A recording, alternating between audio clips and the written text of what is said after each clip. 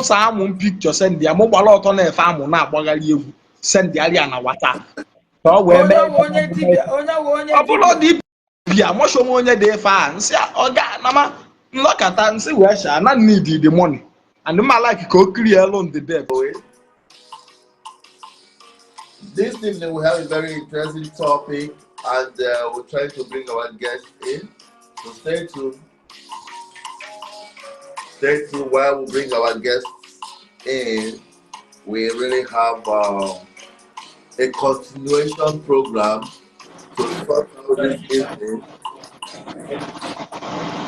And Okongwu is here anyway, but I still believe that if dollar is going down, a bag of rice should be going back to a 10,000 naira per bag of rice in Nigeria. Good evening, Ayaka. How you doing? Okongwu, thank you, man. Good evening. Good evening. Good evening, Okongwu. Madam, I think I'm no at the dim. Okay. No, we can see you clear. Very clear. So, if you're just joining this program, like I always said, please make sure you share it. The best you can do to support is by sharing.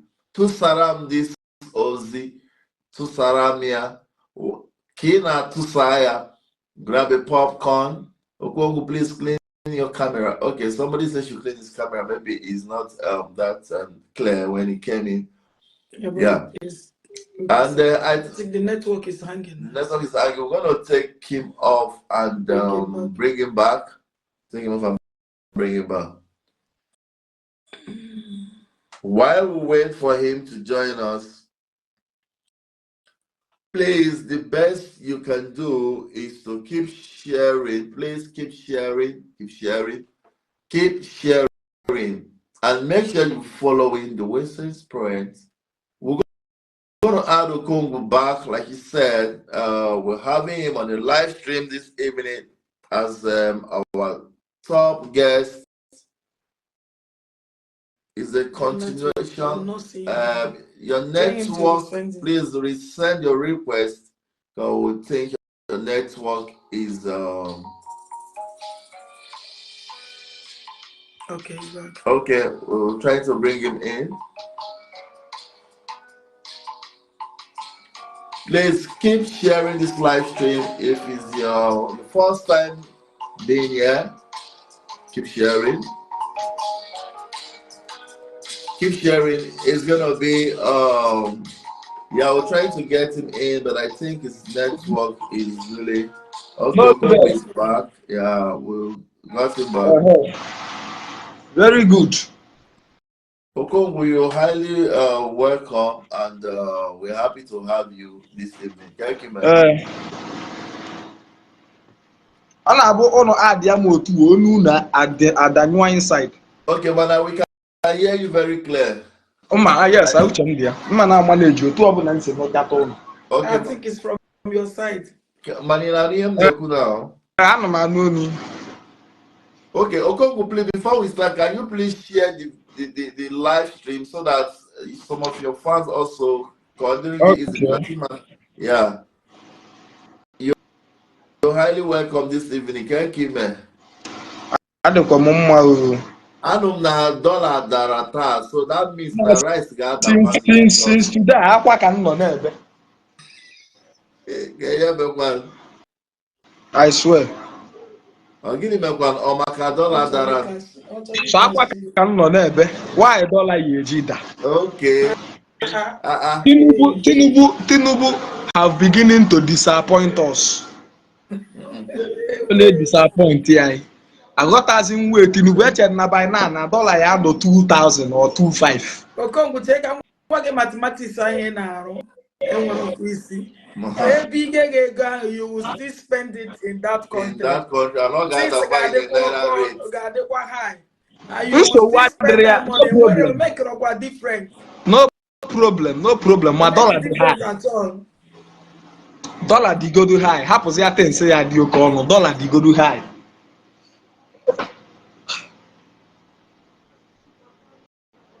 Uno move to life owner. Okay, okay, so can we proceed?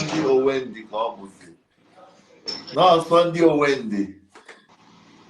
Can you hear us? Yes, I think can we proceed? Can I join where like the title of the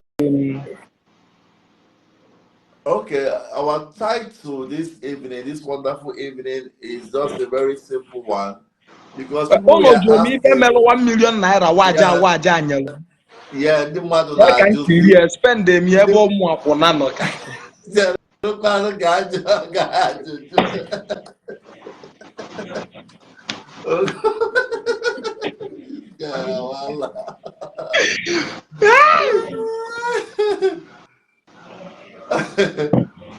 Okay. So yes, when you keep it though.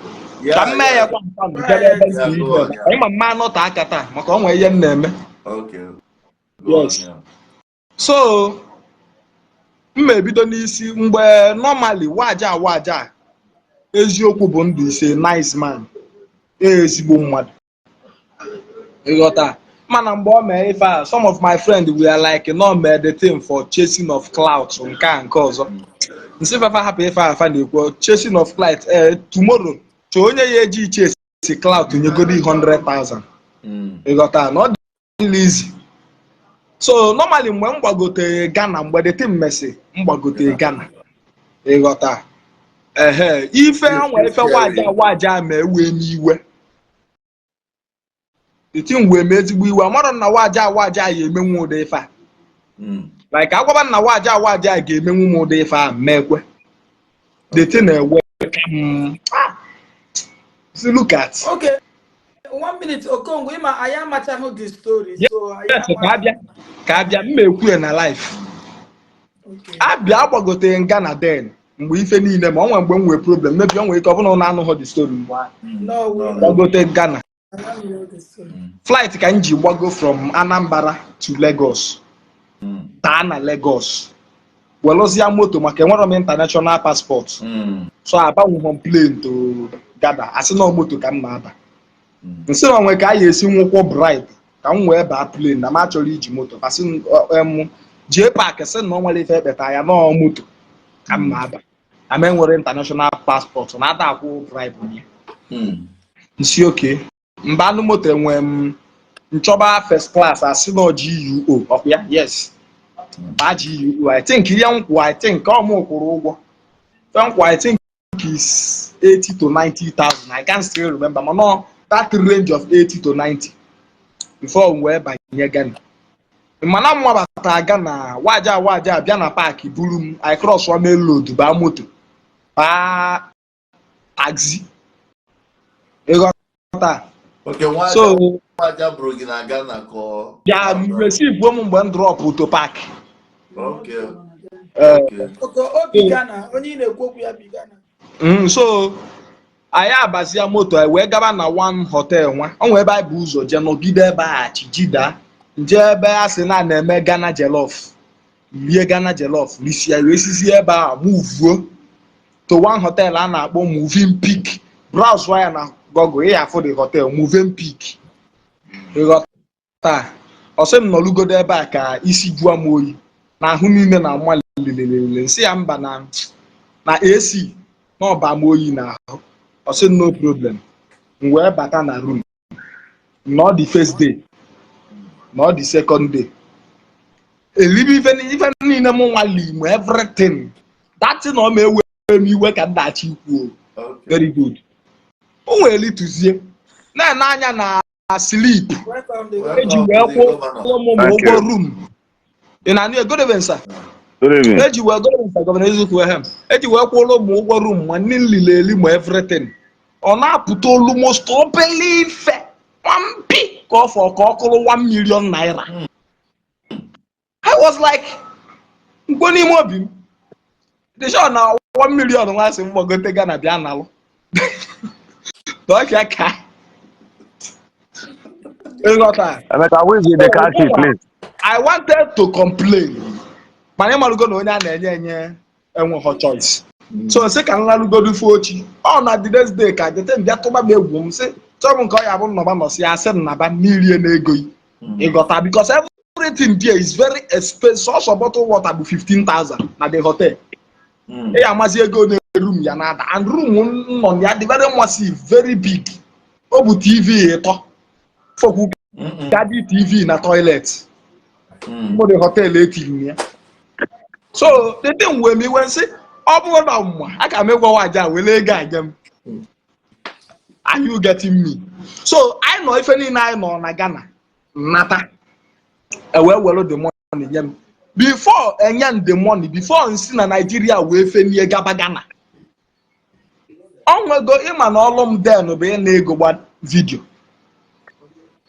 Ndị like a touring culture ịmalugo gba ọ bụ na isa alụsị mmemme nwe free or ịtọ tradition mmemme nwe free. Mana ụfọdụ ndị dibịa will be like ngwa bịa mee video. Ịghọta ego one ka m na-enye ya some, not all of them. Ịghọta and mgbe a ịma na onye kwe na datọ ọnụọkụ bụ jee park. Amaghị m nkọba akọ nke oye taa ka ọ dị ka m akọbugolo ụnụ ya nsị na mada anabu ego bifo agba vidio till jee paakị pụtakwuo na nna ndị dibịa 250,000 or 200,000 before ndị dibịa kpọbazie m ka akwụnyelụ m ụgwọ ka m na-abịazi. So anapụtago m almost 650,000. Eji m igwe obodo ekwelugo 250. Jide alụsị Okonga 400. Jide kekwa onye ọzọ ite eji esi nkakwụ nke nji akpọrọ bụ ndị dibịa iji si ụgwọ almost 200 or 100 and so aba ego nji ọ bụla esi ma advert ya kwụrụ m mmemme that time ma ndị chọọ ka m bịasịa visiting na fa na-eme mmemme ka m bịa nọnyelụ fa na ya akwụ m ụgwọ ịmalụgo ka ọ bụkwa na Okongwu bịa datin ife nji wee si Nigeria fenie gaba Ghana all that period ka trouble ka the problem dalụ is 650,000. Adam ekwu na asị ese na asị I can drop their number here for you to go and verify. Ịghọta so the thing so n'ife na-ewe m iwe sị na ọ bụkwa na mma gwa waja chọọ hotel a na-akwụ oburugodu 20 or 30,000 ka m nọrọ na ya were ego ihe akwụ ihe enye ndị almost 1 million 1 dia maka MSN lodge ya out na-abịazi ebe a ka anyị na-ejezi eri nri ụtụ nri efe ndị abalị nkwugodo okwu ka eje na ọsị mba ọ dịka Okongwu dị ka ilibe nne na nsị arapụke na Okongwu ebekere Okongwu a na-agba ọnọgodo n'akịrịka na-akọ Okongwu nke one of these ọ bụrụ ife m bịalụ hie ịghọta. So ọnya bụ ife ọ ma ewu iwe and that thing may affect n'ego onye m because a natakwala na nda 1 million naira almost 700,000 to 800,000 naira nwa ya n'elu bụ bills ka njikwu. Ịghọta ihe m na-ekwu bills ka nji ekwu nakata nwa mmanụ si n'ọnọ na Nnewi n'afịa bụ mụ ife nwa na honorable ife nwa bụrụ nke nwa na ọ ga-enyelụ m aka kwụ the bills anyị na-akpa along of the time ọ nọkata sị m sendịgharị ya amụ m na WhatsApp mụsa amụ m picture send ya mụ gbara ọtọ na-efe amụ na-agbagharị egwu sendịgharị ya na WhatsApp ka ọ wee mee ọ bụrụ dibịa mọshọm onye dị efe a nsị ọ ga nama nlọkata nsị wee sha na need the money and ma like ka o clear alone the debt nje download OBF ụmụ nwoke ịmalụgosa amụ ebe a send ya ọsị na ọ bụla amụ ndị efe a mụ see ma ya original amụ adịm egwu a na-ekwubụla asị nnaba ka nhapụ iteta. So nsị ọga na ọ nwere oke nke bụ na m agọtara the meaning of mụ sere ya amụ send ya mee na m ya emenwu ụdị efe a or block one. So I have to pay the money by myself. Apụgide ndị bill. So that 1 million enye m bụ deal ụgwọ ka m ji ekwu nsị ya asị nnaba n'abalị a ka m rapụ iteta ka m nwụrụ nye ndị enu ndị a na ife niile m na-efe ma chi unu na-efe welu ndụ m. Unu sị na asị mma drọpụrụ unu nọmba igwe Okonga. You guys can go and verify. Gịnị na-ese because during that time ma agbanwe video because agreement bụ na ma ya agbazi ndị dibịa video again. Nsị kama mma agba video ka ọ bụ ịdị na nsi Ghana mụ natakwa ozugbo ife niile wusi inu njakwa mụ ọgbagba video ozugbo n'onwe ka ọ dị. Because mgbe everything na-afịa wuruwuru kitikiti katakata. Ịghọta. So bills ka nji Diego wee kwụ. Diego I think 300 and something thousand mgbe m bata Lagos my brother mụ na ya nọ nọ 1 days mụ na ya nwee problem ọ chụpụ m na bịa mụ na ndị nwa nọ njikwa achọghalụ na ya chọọ ka achọlụ mbata bịa na ike asịrị ya dịrị ya ọ kwapụ na họteelụ ka m lalụgide bifo a na-enyere ndị ụka wee bịa kpọrọ m bifo na-abata kpụ ya bi usofe afọ ego bụ 10 naira apụtara n'ego a nsị ife a na-ekwu bụla asị ọnwa ife a ya enye m iji ṅụ ya unu chọọ I will drop their number you people should go and verify Adam ekwuye n'ọkụ okwu tọọ ụtọ because ị ma na mgbe fa kwesịrị m ụgwọ I supposed to go the work before the problem wee baa ịghọta wee welugodi ya mee travel I have to give my family money before m mee some certain things pụsịa enye ndị money abata m welu nke ya enye nkwụbagodi bills maka asị mfa na m aga agbago any video that is what happened to the money wey waja esiokwu bụ ndụ give me. Okay, thank you, Okongwu, for explaining yourself. I think we have some questions to ask you concerning that. Yes. Ogboneziokwu is here. Ogboneziokwu, you're highly welcome this evening. Thank you, man. Adema, thank you very much, sir. Yeah, you're highly welcome, yeah. Ogboneziokwu, what Kedi nwere ikwu maka what Okongwu just said? Because you're our guest, so we need to hear from you. Yeah. Okongwu, Yeah. At first, did they give you 1 million naira in cash? No, it's transfer, not cash. They transferred exactly 1 million naira from you to you, Yes. right? Yes. Did you get additional money from external people? When does you get good that time? Yes. Okay. Approximately like how much? I think the transfer screenshots can on my phone, not the 1,200,000 or 1,150,000 or so. Okay. That money, was it dash? Kasigi will have a business. Kajosunyega will have call good time. As well as my business. Okay. I just when more than their video.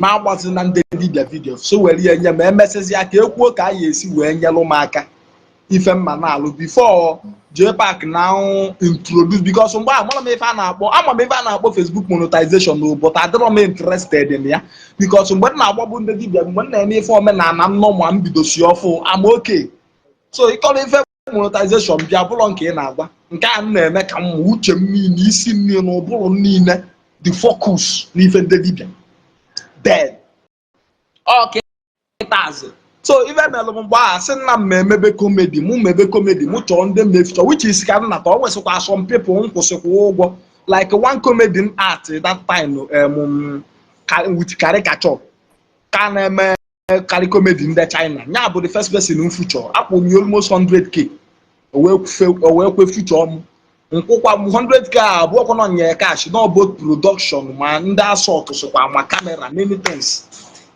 ka mbazi into content creating full mana ozuro because n'ime ya ka nsi eme comedy n'ime ya ka nsi eri nri n'ime ya ka please share this video yeah okay Okongwu, I will not blame you because very many people expect me to stick on the truth, and that thing alone may help them. I checkmate myself. Now, what happened on that period with him to Legwage? A lot of people give away influence of the social media.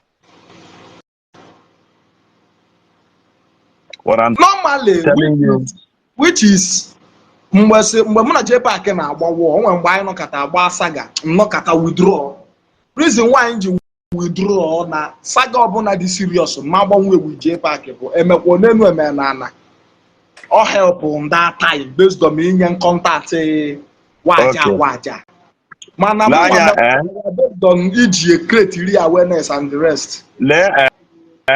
JPAC may not mean any harm in Anihem Nagwage because I did remember JPAC from that time. Sim ne nwere ego m ga-etinye na m ga-etinye wuru Okongwu ego He called me by himself and Osirum sent that to his account. Just that I decided not to do anything because he called me twice. Honoru here I'm not wagi. JPAC told me 2 times. Now, Ocho Ihage make a zero Okongwu ego. You understand? So, and I believe he equally called some people say Hana and when for me, I know that you understand? We are not begging. If you were begging, I was not aware of it. So I stopped. But let me tell you one thing that happened that time. Anyway, certain scenarios I want to bring to your notice now. If for some pastors name me, I will call them because I want them not to ego. Jeremiah Omotafo name me. When I go na gate and na last seat no na church ya onyere ya aka. Man, over somebody on the internet, then we youth cop akiniko trendiga. He will come there and give 5 million. Often at the home remain a video on the trend or Bokonya again that share Corolla. You saw it, one red Corolla. Or what na school or bara speed. This is what our people are doing. Politicians name me here. They want to buy into your influence. It is like that. Any trending issue now, Mobi Kubana name. The reason why I call them, Bo, you cannot stop my 3 square mean. The highest thing you can do is you can look for a 4 square place in the cage. You call me to, maybe you call people to come and detain me there. And at the frame of time, I will go. You understand? So, half in na hold up, tie, in packaging way. Half on a trend, they will go there to give money. They are not giving because they are givers. They are giving because they want to fly on that person's wing. You understand me now? Okongwu, this thing happened to you, God Almighty, nature. I believe in nature so much, and I respect nature. I keep the laws of nature. Okongwu, now I want to tell you this thing. Do you know that the very day Igra Lagos, you went to an Enyendoka, I can call them because all more abuya manamo manamado. Care all round. Now, do you know that when cross through one thing they can protector? And we do more than a huji or something there, or plastic where perform and I get one old magic I can to prostate. He captured you and was sharing that video to people. He sent that video to me. On my page, yes. But did you know? Did you know that he sent that video to me? No, near Humbulugo Kongu, no Kongu is a lawyer. They can delete, but I have my evidence. Now, on to that time, Obanyegi o mechara mee video na enwekoro oge ikwuru okwu na ị na-aya ahụ ọ bịa na video na nwere ya na aya Okongwu na ask for Okongwu na Okongwu bịa ka anyị ọgwụ. Let me tell you one thing. He was trying to use your image to scam people. Now, I can go on live camera. If you challenge me, I can stand here and call 3 persons. Sonya Huguruwayo. Now, some people became victims, like here and Emem now. If not for the reasons, anybody I trust or certain platform, or show this my face. Because when they come cheap attitude, our people may be here. Have someone again now. I go to you, because now for again governance na platform. Your belief and my own is not the same thing. I got the Exactly. Have we see now. The Western family.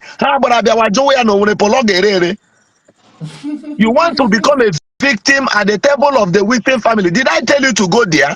This is the kind of mentality our people want. So Okongwu, let me tell you, forget your belief. Forget your video. I forget your brother. In a zone, Nigeria, Africa is so hard. Everybody, the Western family. Yeah, let me challenge the both of you. It's in Africa easy. For home, call any of your brother in a village here. See, I no go like you 25 bags of cement. Or see another person no ga check am grow 25. I challenge you, you get with 18.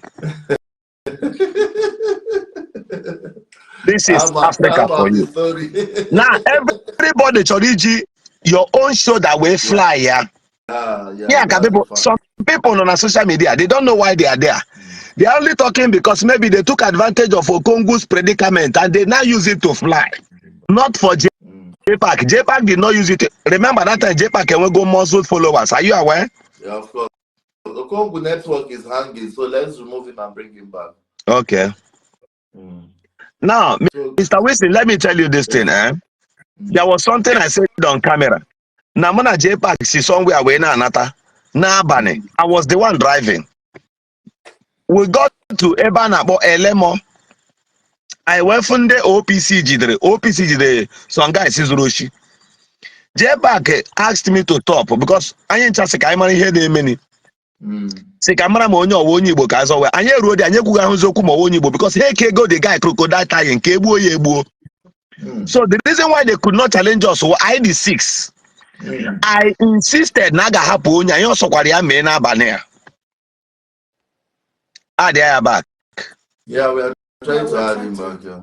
Now, brother, you know what they did? Finally, JPAC we maka na akpa ya. Oga na gwa gi JPAC na ru MC. Imego JPAC ji na akpa ya akpa onya n'onu ota. JPAC brought out the money. What's ya n'elu table ndị na-ere ihe n'akụkụ shop ebe the boy kpakara. I resolve all this money. All JPAC were akwụ ụgwọ. Settle on the OPC. Settle on the sin ọha nwa ihe the guy izuru. We say the guy no lawa.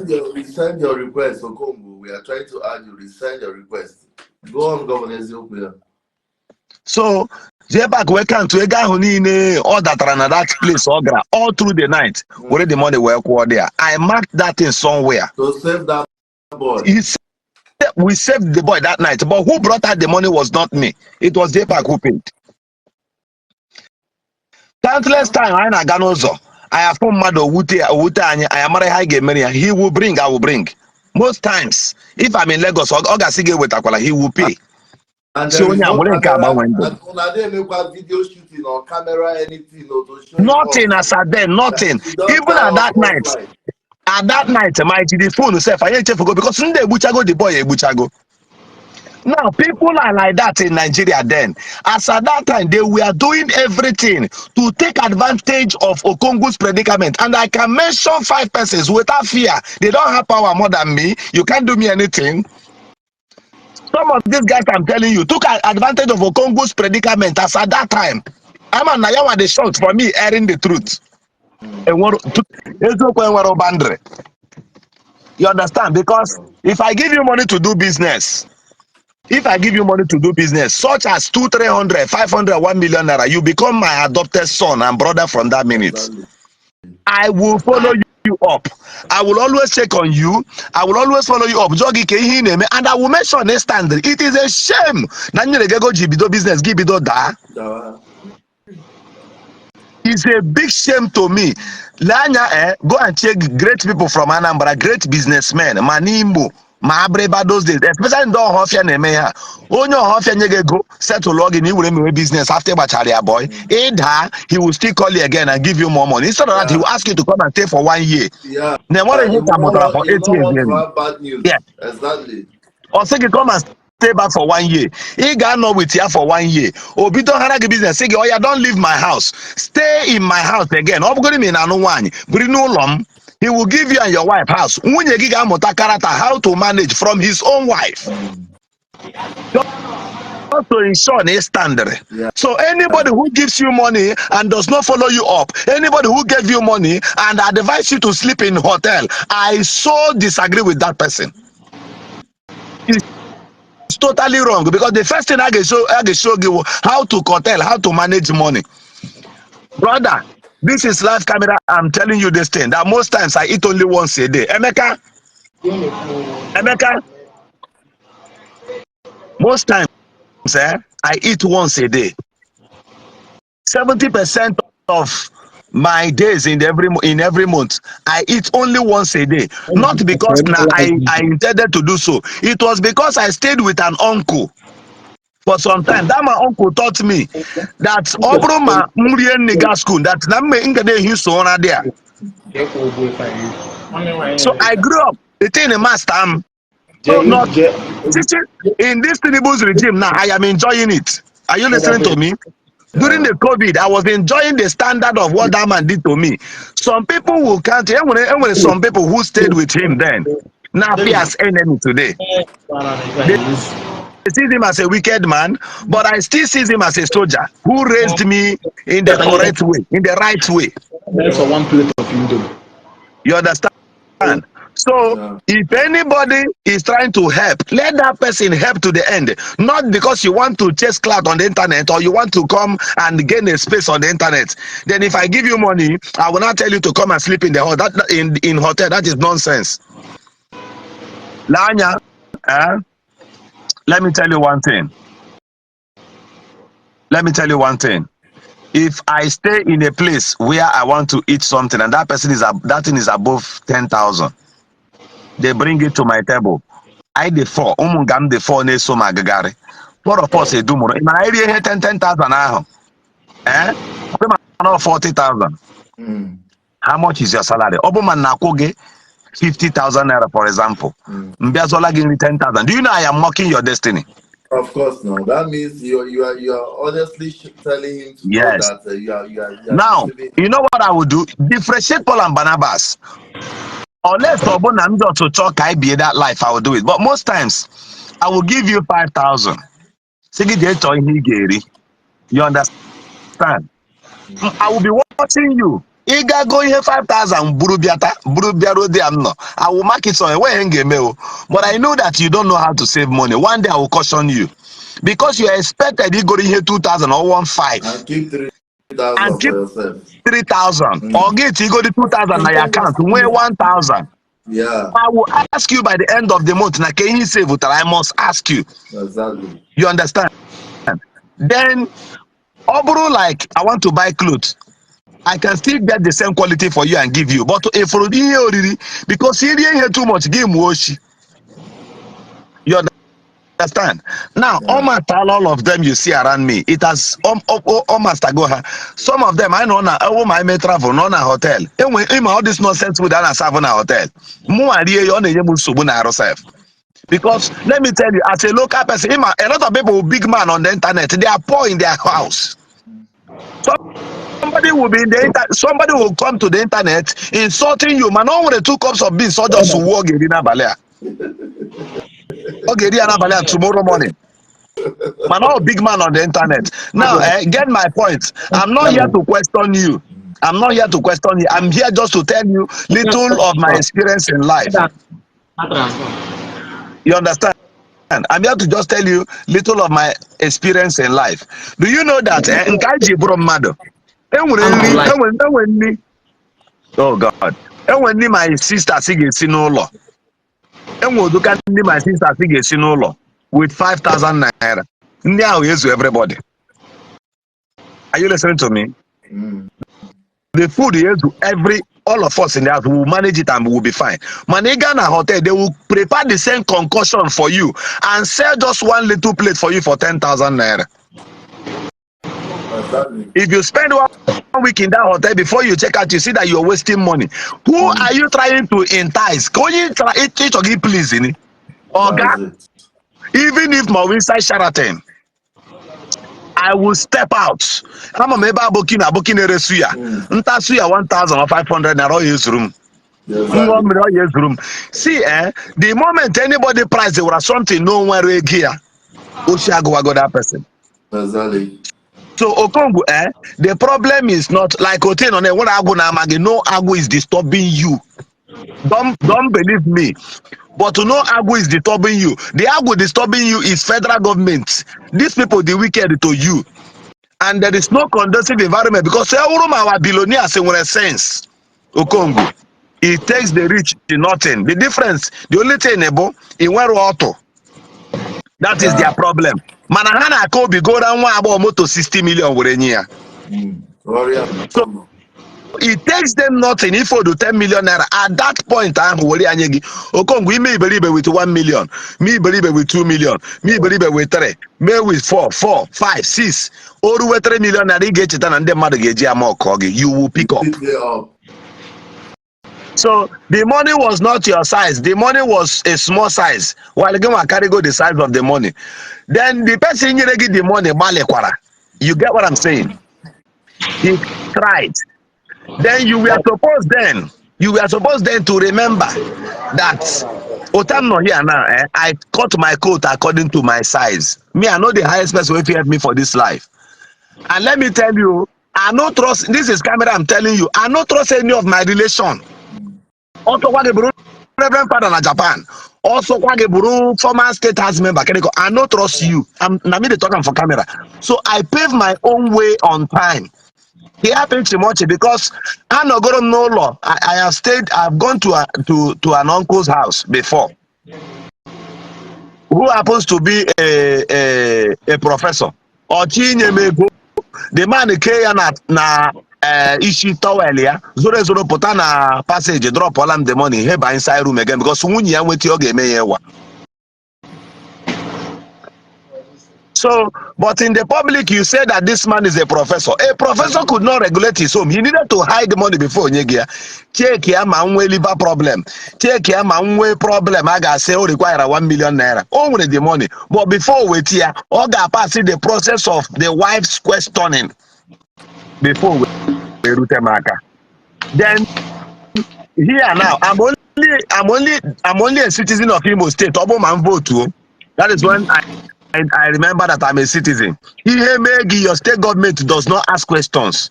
Even Nigeria government, in India, our citizens who have problem abroad, our government are there making noise. Even another Ghana can intimidate us. Yeah, exactly. Even on that. So you are on your own in this country. That is why Iji went small shrine at that time because you are on your own. Shrine. Nobody will hear you out. Okay? So Okongwu, you have certain problems you need to solve. I didn't blame you that time, but right now you have a lot to solve, brother. You and I know too well that 90% of those Dibias in Agaba video, I know you are doing your job. If they pay you, collect your money. There is no problem. But you and I knows that there is no power there. Some of them get power. Don't forget about that.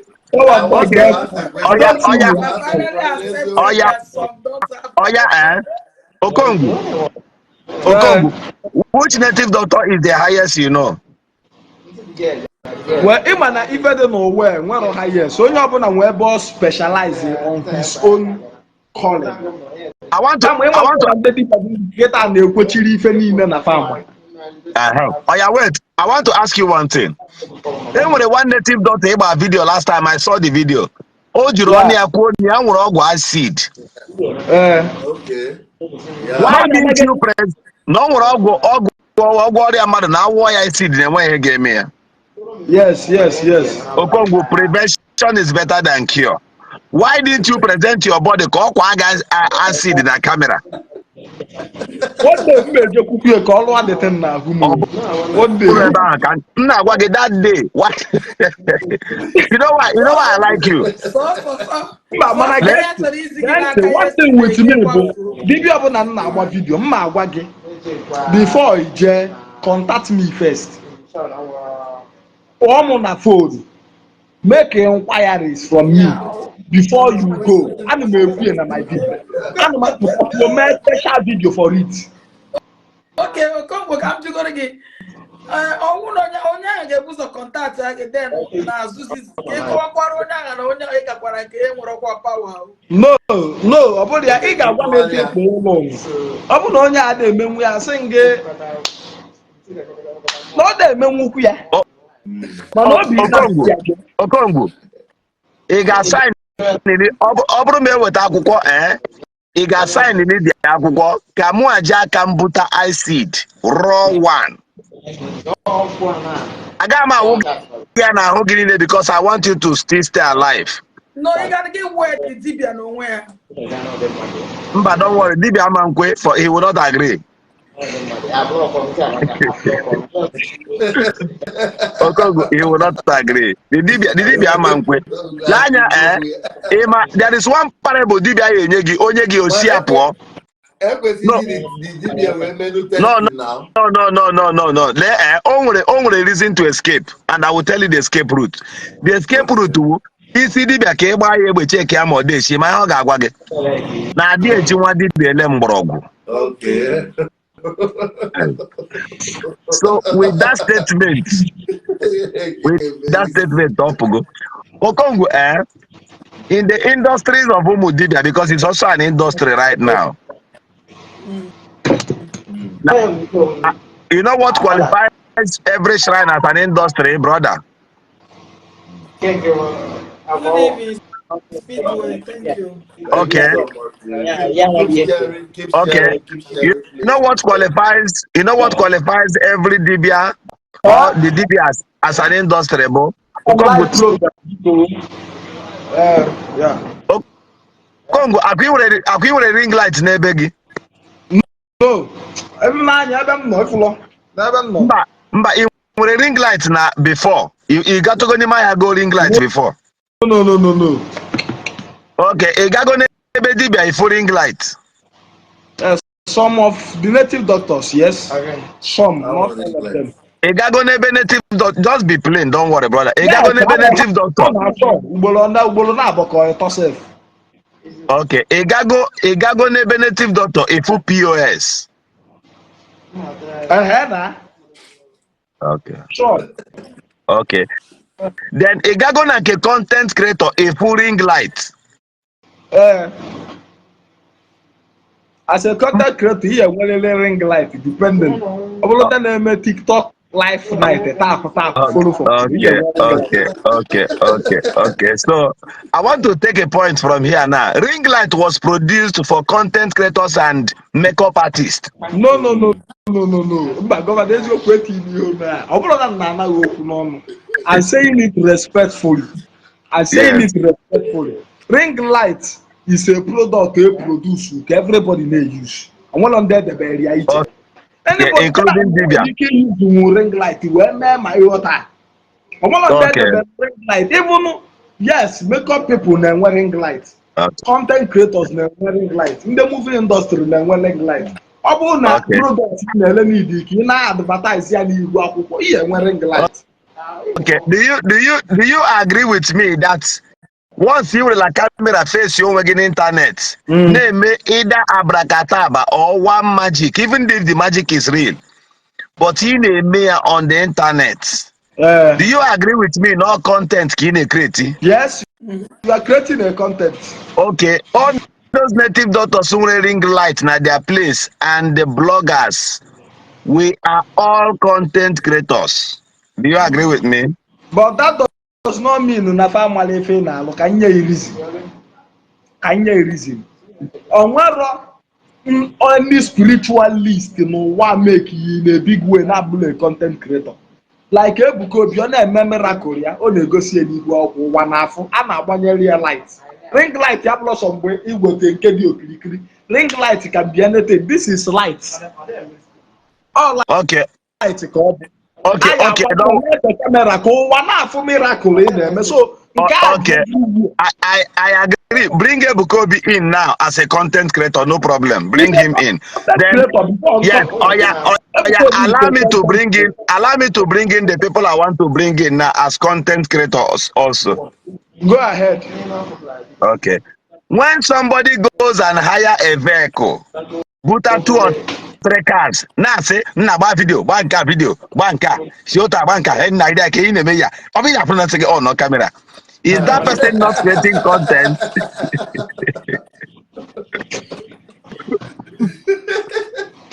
Okongwu.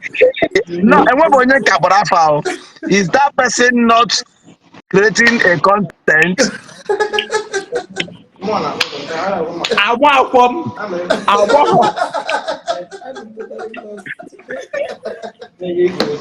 Okay. Let's keep that one aside. Yes. Let's keep it aside. Do you know that? Do you believe that somebody can hire a cow, can hire like 5 cows? Something or that like Ishi or which Eliaki went all like their name when you keep me ham or what? Hire 5 cow. Complete cow 4 or 5. Ana agba ya video. Ona say na obu nde mmadu ji abia me testimony Thanksgiving neighbor. Do you believe in that thing? And the reason why you have not progressed in Dibia ship is because you have not gone to fake it like this. Do you agree with me? Like ka o nwe fe gwa governor eziokwu. Nwa na ọrụ a na-arụ n'ụwa ọrụ adịkọ. Agbabugo m the Wilson na ife a one day. A sị gị ife ọbụla a na-eme n'ụwa a enwe original.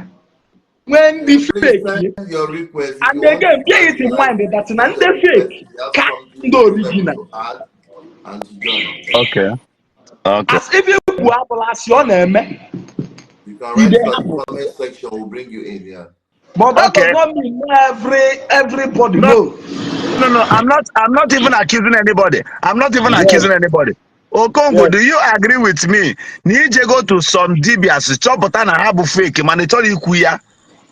He said it here. Some of them are. Yes, one when the Dibia Yabunja chop na habu fake in wa. Okay. No, what last more I get man or wabo in Anya. Chop no fake, but can I make it with you? It's not possible. Okay, I want to ask you. I want to. Come we gabu fake. Send name na boss afia. Oh, when they did na boss afia. Many of them. I went all of them. I found all I believe if I know. Come to go Native group two fight your. Okay. See, I have one calabash here. The calabash, ato taramianozo, and the ya concrete anime.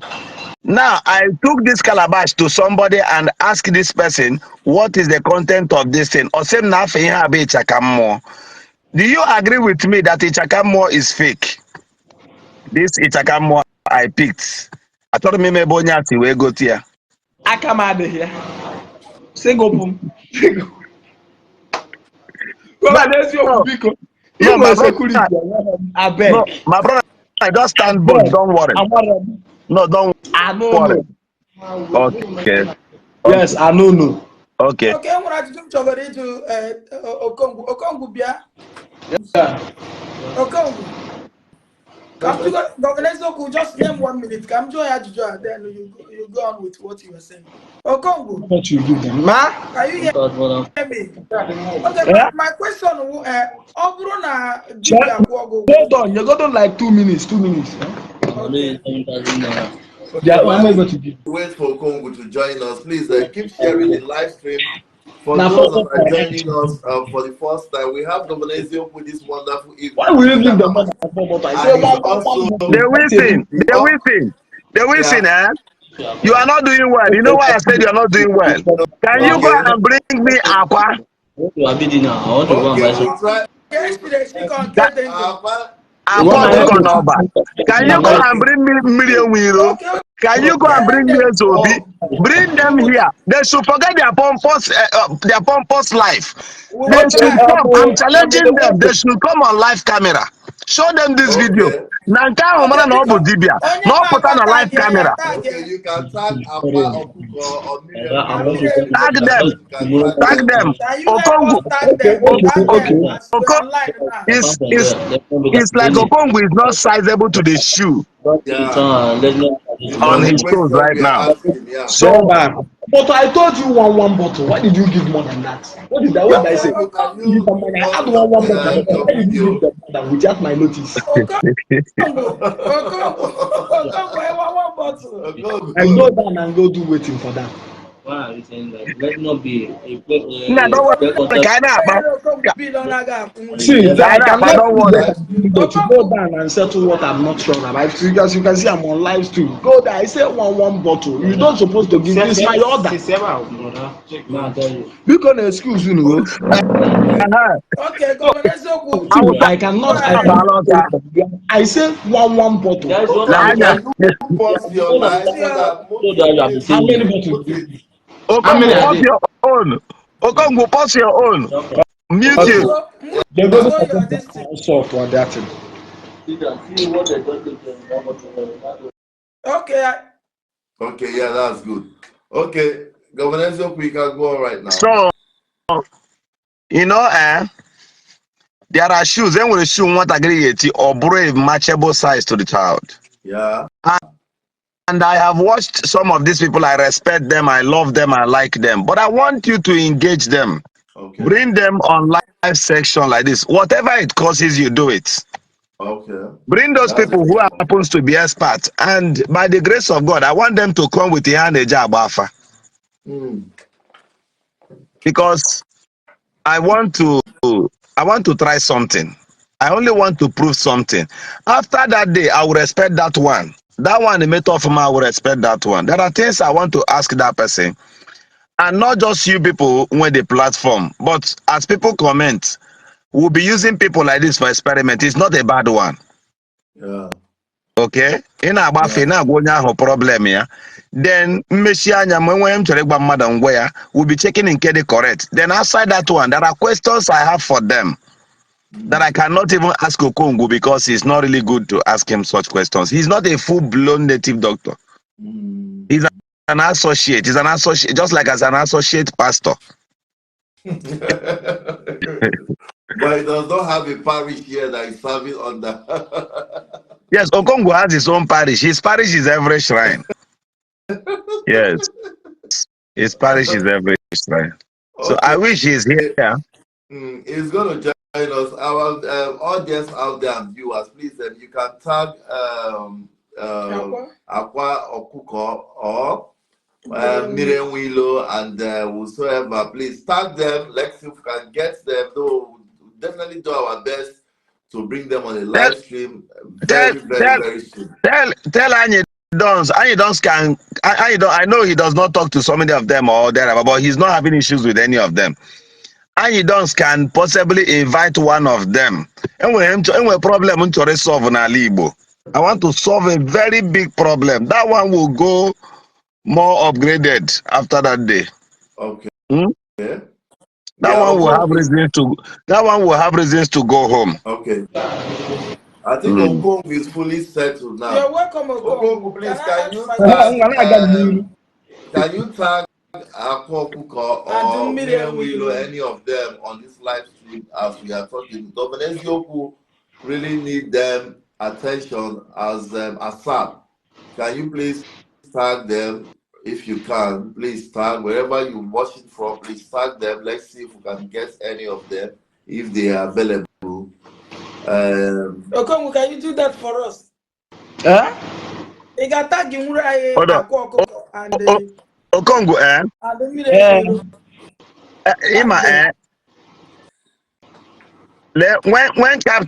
when captains sit in their barrack and order their subordinates to go for battle, if they lose the battle and come back, nobody will blame them. So captains lead the war. You understand? Now there is one title. Do you agree with me that Aqua Okuko will Bishop Dibia? Do you agree with me? Bishop Dibia. Yes. Normally, if on Nazana, nickname ya Bishop Dibia, is that a nickname or?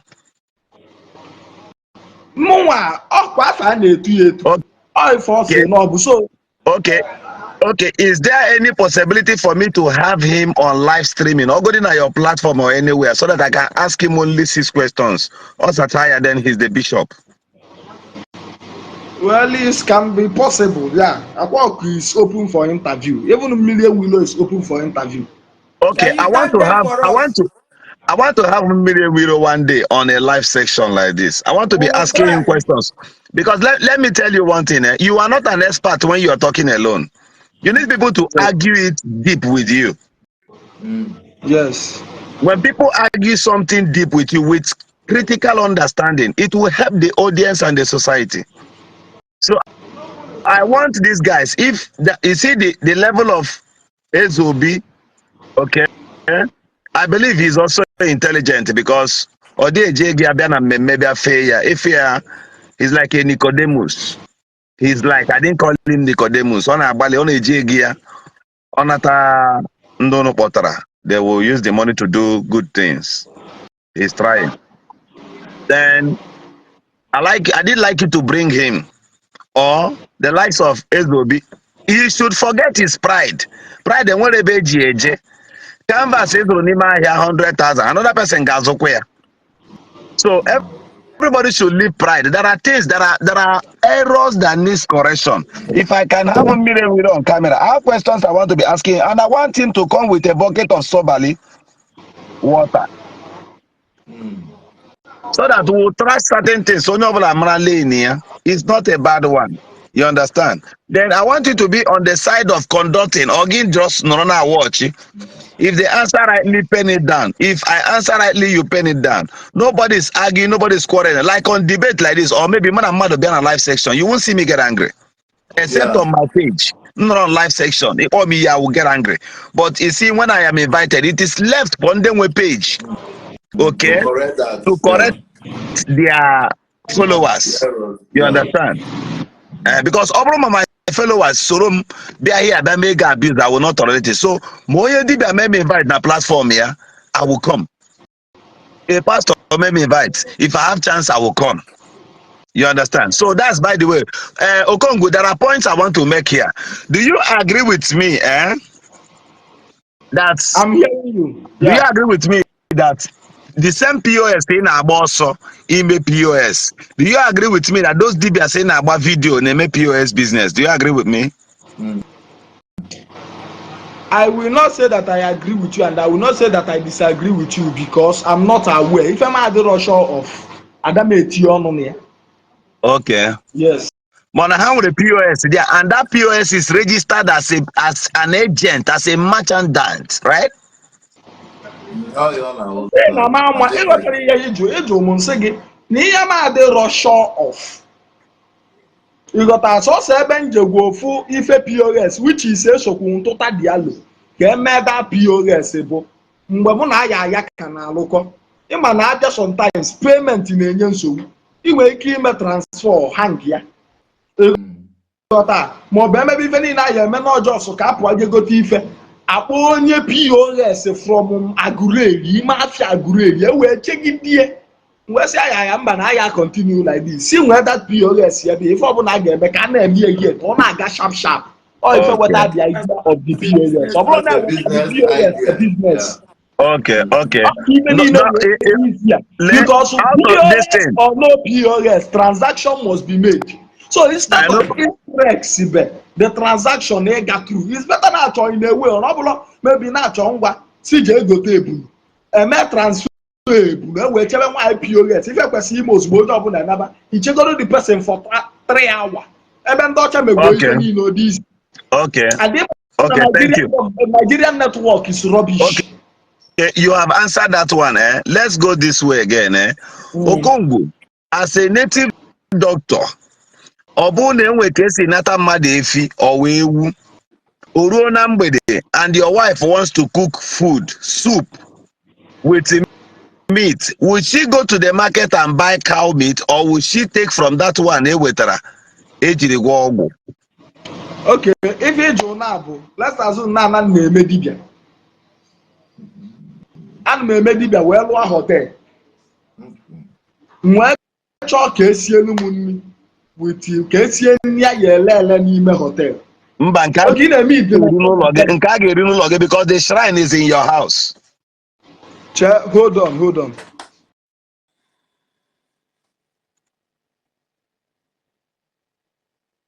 Okay, Okongwu is communicating with someone. Okay, Governor Isiagu, I'm making a promise that we'll definitely bring one of these people you talk about. Without those size, I don't want anybody to give me excuse because very good. So if did abona normally at the look of thing is possible. It's possible. On a normal, I don't like this thing. I don't like it. I'm on live program for Christ's sake. On my phone again and again, I just settle. See, then after life, then you tell me whatever you want. Up front and on the life, and the whole world is watching this. In again, I just settle. Only a several transactions made the transfer. MSC, I'm going to name like this one over there. You met the transfer. On your man, you go the cook. MSC, I'm going to go down more live program. Okay, I'm here. So it can be possible, like when we get na-emefu dibia. Ọ bụrụ na họteelụ m na-esi nri, ọ bụrụ na anụ egwu yes.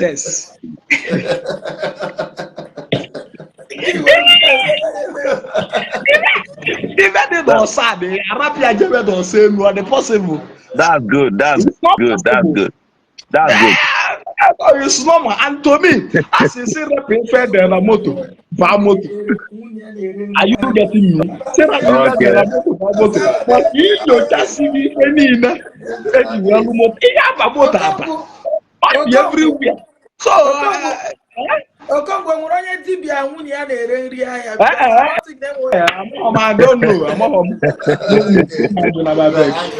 Okay, I want to ask my question. My question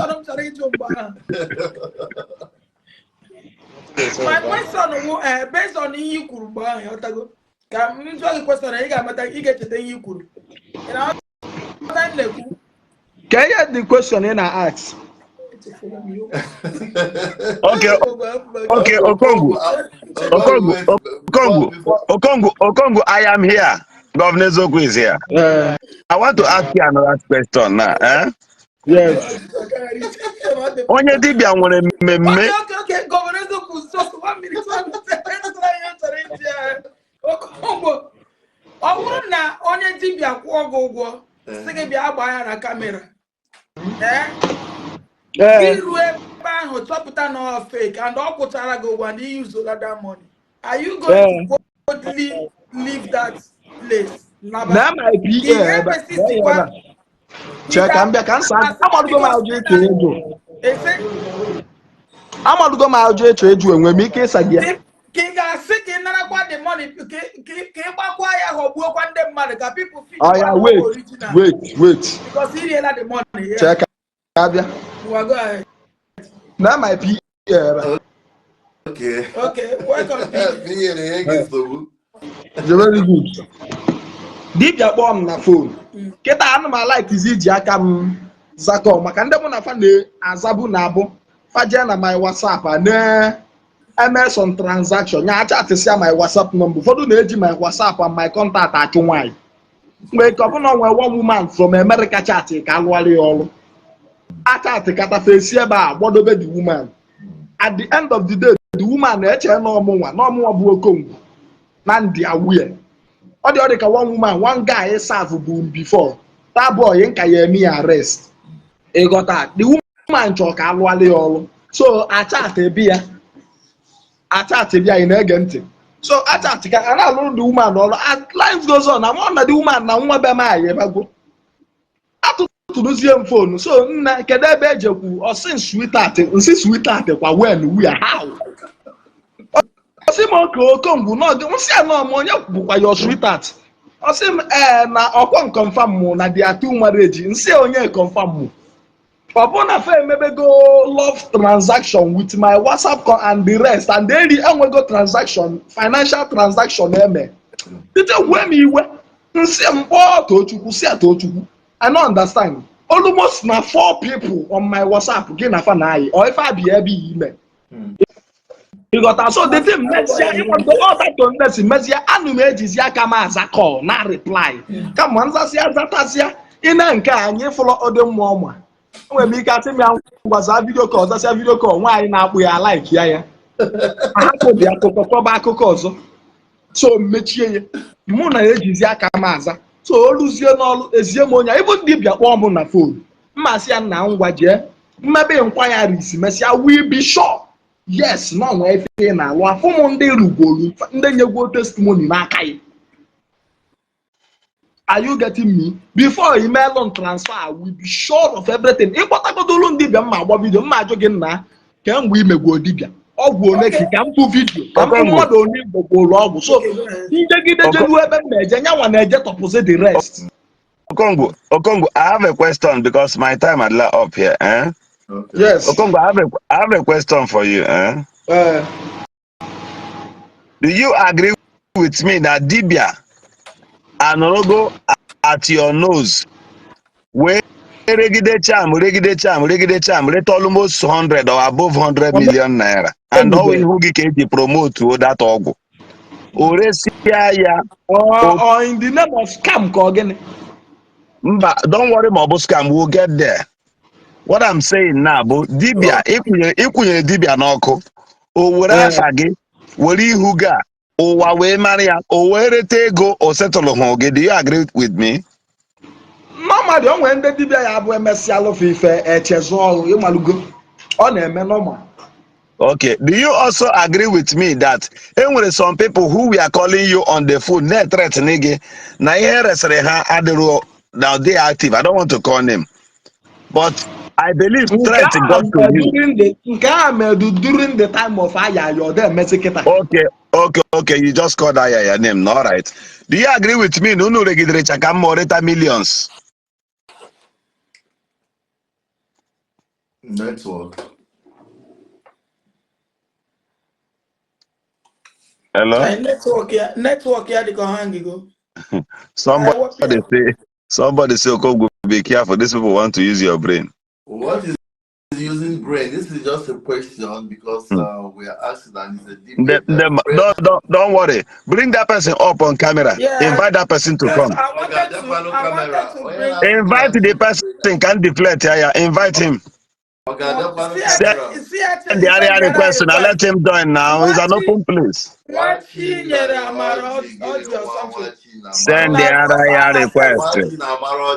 You can send a request. No, send a request so that you can explain more to us. Send him invitation. Yeah, be a Be a man or be a woman. Be courageous. Come on camera. So that he can explain. So I think he's not really correct. We're trying to bring him in. Let's send him an invite and see if he comes in. No. Okay. Okongwu has a question himself. Yeah, somebody said come up to talk to the man. It's not all about being on the comment section to talk what you want to say. Okay. Wait. Let me respond to this guy who said, and I don't think this should be a fake account. He said, Nedu. He said, Governor Zoku, why are you not also fighting fake pastors? Let me challenge you, brother. My name is Governor Zoku, the people's governor. I have recovered millions of naira from pastors.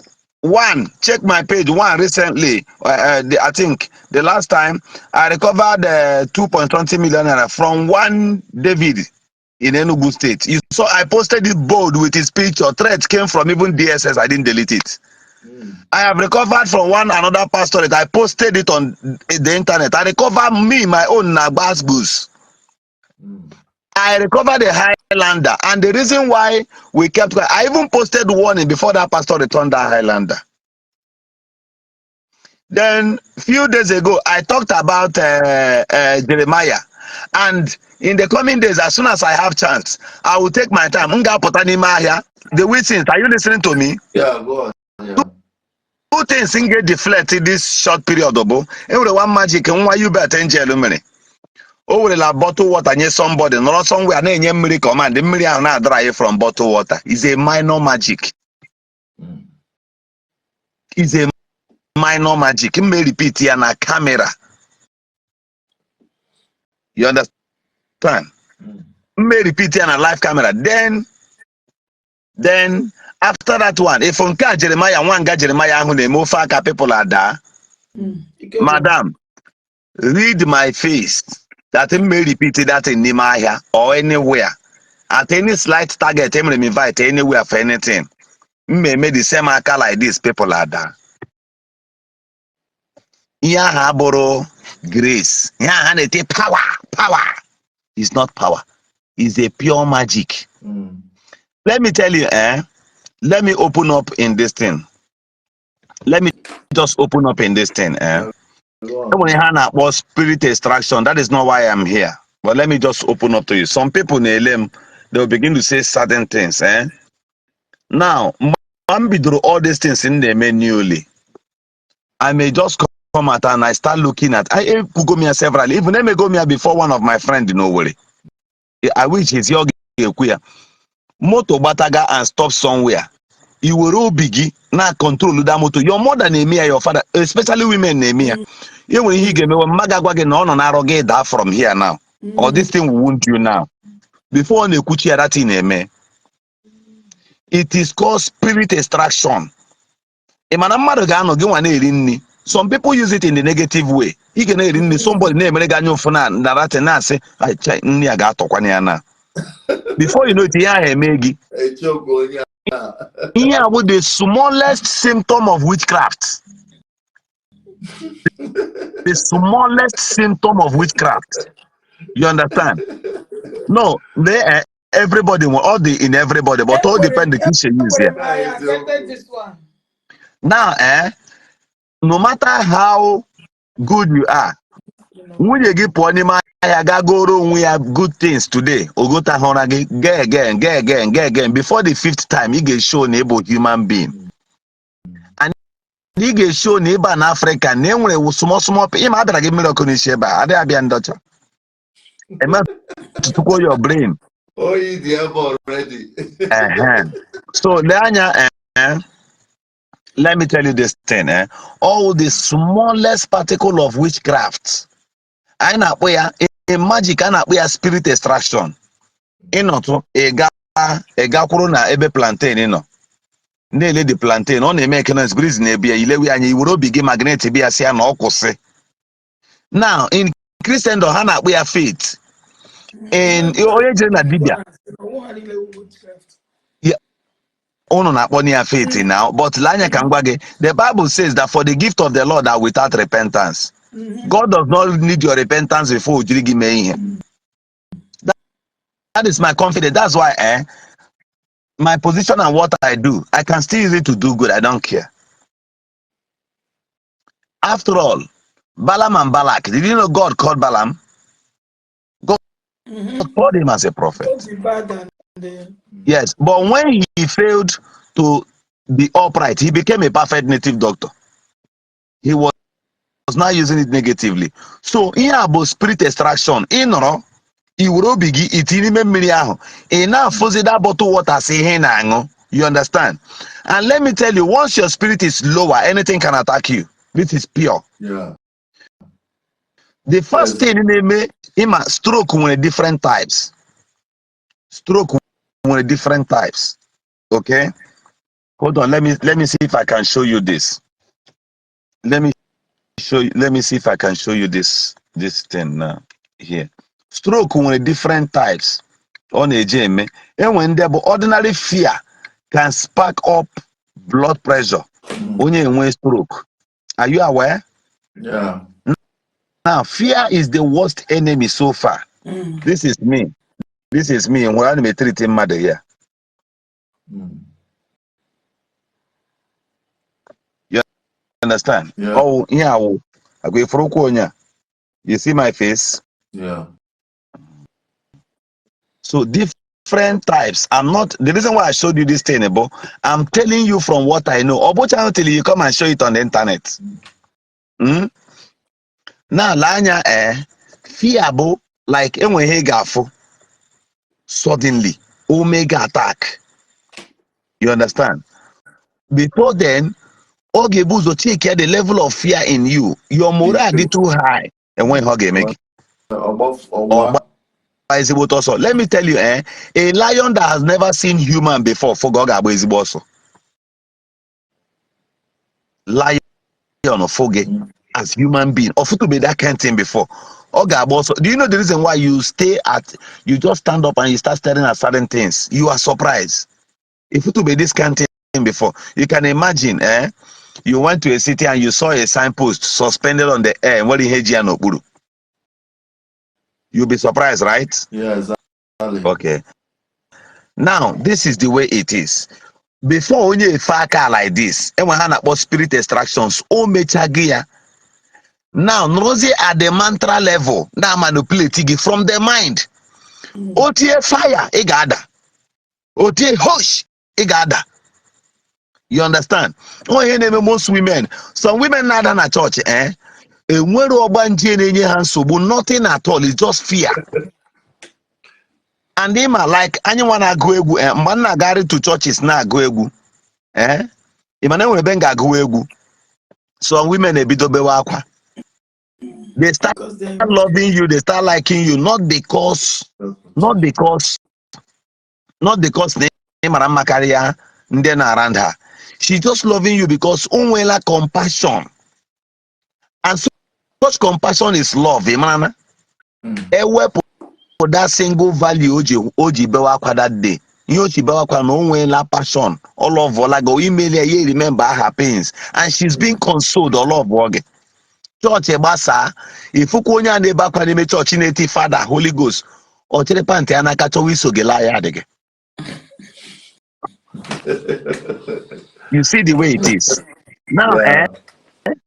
Now let me tell you that thing if ra na-eme those magic like that mmemekwu ya like that on camera. Na me dey tell you mma put on webe strange people no fekwa aka ha ada gbirigbirigbiri, but to mind you ọbụcha everybody ga-ada. Enwere ndị obi ha dị so tuned up. In a self, their morale is so high. It will quench that spirit you are sending to them. It will everybody. Some people they are saying they are still empty even at that point. They don't know is dangerous. Their mind, you see, every imagination regulates action. You understand? Every imagination regulates action. As you think something, and let me just tell you, that spirit upon everybody. Before anything they make it now, and when something say got for next month, if only this month. Either your mind will take you there, or your thinking, or maybe imagination will take you there. Every human being with that shining light in them. That's why you can things will happen to you unaware. You understand? Now, onye ga-afụ ihu ya now, ọ dịghị ka ime onye 12 years ago. If you onye a na-arọ somewhere, I want to challenge you, sir. Before you came to London, you have once seen London in your dream. Exactly. For as in the dreams of Even the areas now, in one way or the other, if you go here before. You'll be dreaming a lot of good things that comes your way. And then when we get in London, or think it's surprised seeing if follow a bar before. We I see this something where resemble this place. So you never see a physical before. It's just that your spirit took you there. Your spirit took you there. You see the way it is. So such spirit is in everybody, but our ability to manage it, like there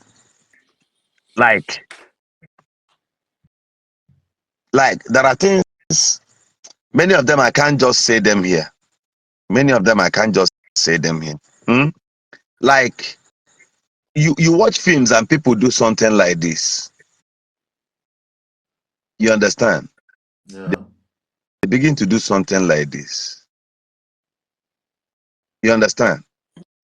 Those things may have meaning, but you don't know. The meanings only appear to you when you begin to seek for deep things. You understand? Take, for example, this is not why I'm here. I'm just trying to cover a space, the little time frame I have for you here, and then I'll go off. Let me tell you one thing, man. Let me tell you one thing, There was a time somebody was asking me certain things about ram. That time, there used to be one ram.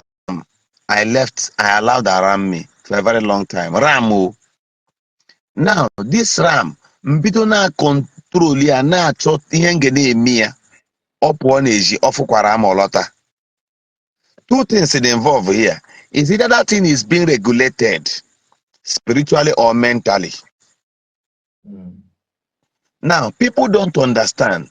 This thing, when it's something no mean, if you take care the symbol of the Illuminati, he got fair there. You take care the symbol of the Catholic humility, you see it there, right? The Ogboni, you see it there, right? The ram, the horn of the ram. ịnọtụ efu ka ndị dibịa nọ na-akpụrụ am na-eje na mmiri. So many things about it adịghị bad. So many things about it the bad. You understand? Exactly. That's not why I'm here. Goodbye from here, Mr. Wilson. Okay, good night, Governor. We want to know more of this. The upcoming governor of Imo State and the Shanamites. Thank you so much for joining us this evening. For our fans out there, we're going to call it a wrap of the day. If you're watching us for the first time, please make sure you're following the Wilson trend.